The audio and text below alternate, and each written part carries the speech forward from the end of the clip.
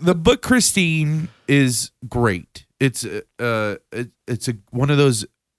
It's that early portion of his career where he's still trying to find his like voice as a novelist and like get his shtick, but it's a great ghost story. That I feel like it like, you know, Firestarter is this psychic thing. Carrie was this psychic thing. Dead Zone was this psychic thing.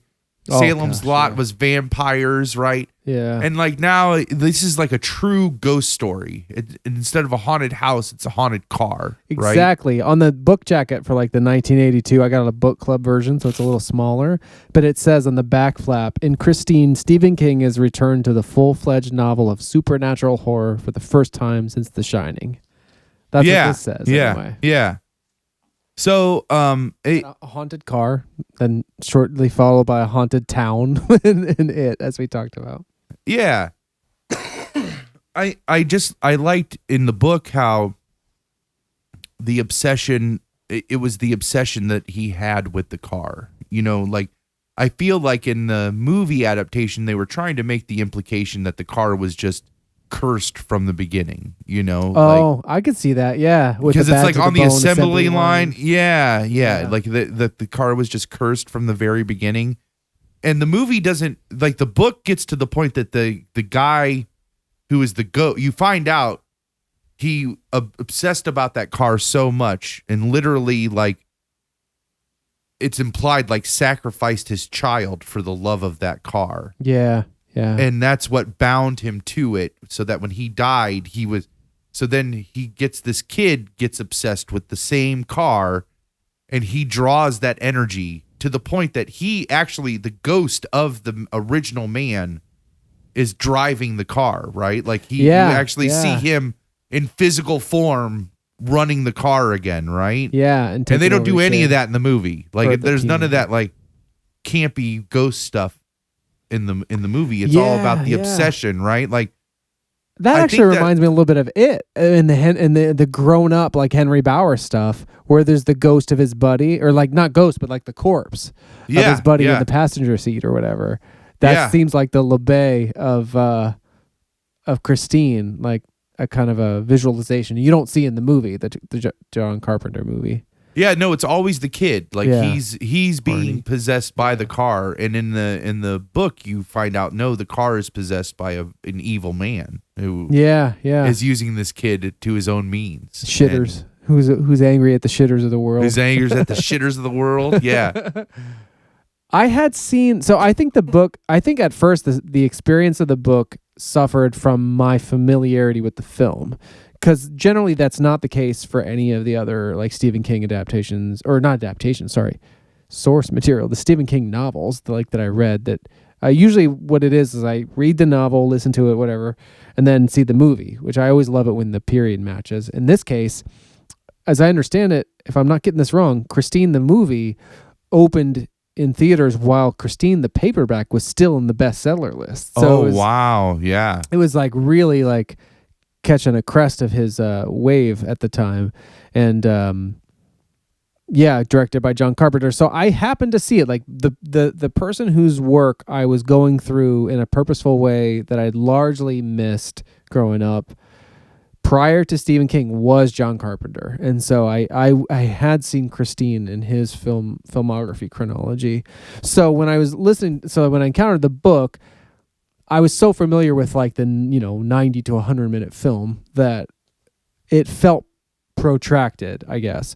But eventually I did fall into it and appreciated it to where I, like most Stephen King books, I'm not eager for it to end. I was like, and maybe that's why he struggles with endings as well. It's because he creates such a great world that it's hard to just hop out of. That's my theory on what the Dark Tower represents, is his struggle with his writing process. Like his whole interesting. Yeah. Oh, wow. Yeah, so I mean, I like the book a lot. One thing that's not in the audiobook version that I'm sure it had to do with rights is each chapter or subchapter and stuff has little snippets from rock and roll songs, mostly from the 50s, but also like 70s and sort of, I guess, contemporary for when it was published. little snippets from lyrics and stuff. Yeah. That they make good use of that idea in the movie, where I'm trying to remember, it's like Keep on Knocking or whatever. They play like 50 songs that is as though the car is speaking in the movie. Yeah. But yeah, I mean, I liked the movie when I saw it an awful lot. And it's so funny, like the guy in it that plays Arnie, Keith Gordon, he directed one of my favorite, I guess it's like a drama romance called Waking the Dead in 2000. Okay. And he's I think he directs a lot of television now. But so the commentary for it on Blu-ray and in DVD is John Carpenter's all enthralled with the fact that this guy's now a director. And so he keeps kind of talking to him reverently as such, because I think it was around the time that he was breaking as a director, and John Carpenter had kind of retired. And that kid, because he's you see him in 80s things. Like he was like kind of a heartthrob-y kind of actor in the 80s, because he's in Legend of Billie Jean too. Arnie is the dorky kid from Christine. Yeah. Oh, and it's hard for me to picture him as a heartthrob. But that makes me want to watch The Legend of Billie Jean, because I thought for a minute you were talking about Dennis, who's the football player, Dean Stockwell. I'll find that real quick. I got it up here. John Stockwell, who plays Dennis Gilder, who is Cougar and Top Gun. Oh yeah, Maverick's wingman before he checks out early in the movie. Which, just incidentally, for listeners who might be familiar with our early run, the origin of the phrase "Don't talk shit about Top Gun" that comes from my going to the bride's cousin's backyard cinema when they talked about how they didn't like that movie at one of them. That was the movie for this year's backyard cinema. So last weekend I was watching Top Gun, and John Stockwell and all the Tom Cruise and everybody do their thing, and it went over pretty well. Anyway, but John Stockwell is also a director now too. So or was then too. Like when this DVD came out, he directed Crazy Beautiful, which is a movie with Kirsten Dunst that I like. She's super hot in that movie. It's fine that I can lust after her. She's my age. That's the same rule I have with Natalie Portman. Yes, exactly. It's fine. It's fine for us then, and it's fine for us now because we are her contemporaries. Anyway, but it's sort of interesting that's that those two cast members went on to become directors. Great other cast, shout outs from that movie. You got Harry Dean Stanton as Detective Junkins. A lot of character actors that you would know to see, but not necessarily their name, and their names are escaping me right now, even though I'm looking at. So Robert Prosky as Will Darnell that runs the garage. Yep. I don't know his name, but you would know him to see him. And I can't remember the dude's name, but he plays in the movie. They change it to there's no like LeBay. There's not a living LeBay and a wait. So what? Sorry. Yeah, it's kind of that whole like how the car got there for him to buy it. It's kind of like glazed over in the movie. Well, no, right? in the movie so in the book there is a brother of Duvet of LeBay, because LeBay dies after he sells Arnie the car. In the movie they just make it like his brother from the get-go, and his brother is played brilliantly by the guy that I know best from. His name is Roberts Blossom. But he's the old man in Home Alone, like that seems like a scary guy. He's great. My one gripe with what I would otherwise call truly like a perfect adaptation in movie, is in the book the girl, like the Lee Cabot that is like the girl that everybody wants, but that Arnie somehow gets when he gets the confidence from as he's building up Christine and thus building up himself. Yeah, she's like this sort of blonde. That's how kind of like Wendy in The Shining. Like she's this blonde 50s femme fatale kind of. But in the movie she's played by Alexandra Paul, who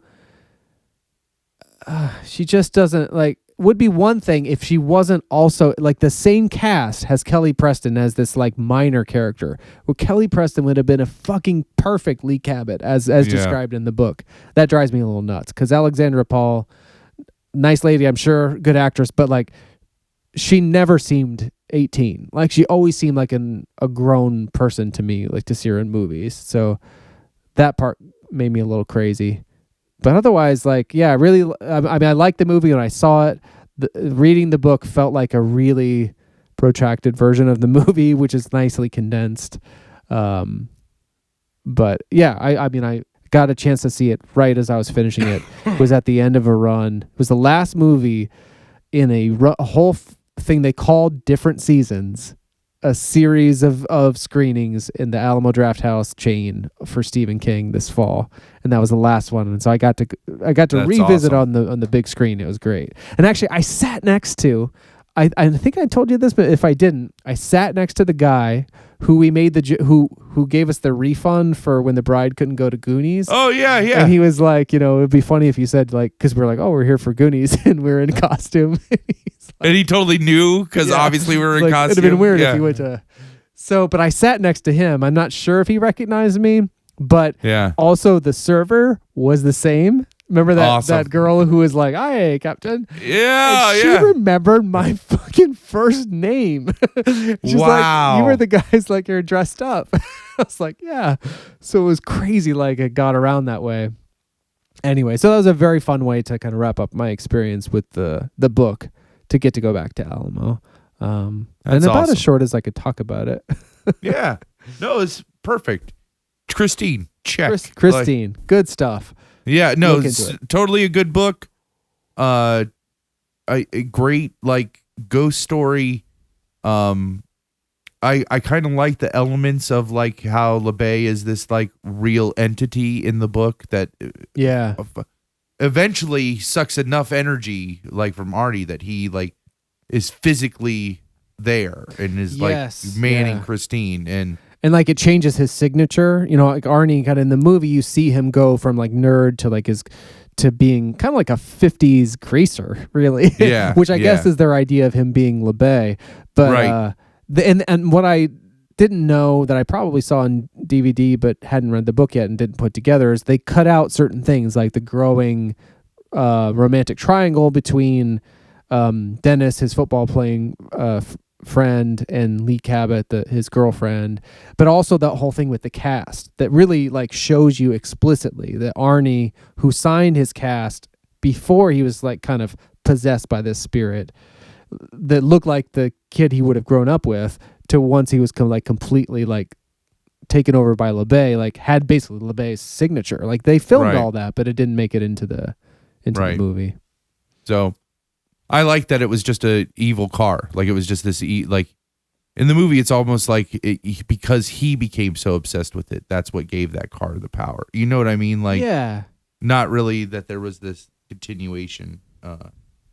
So Christine, check.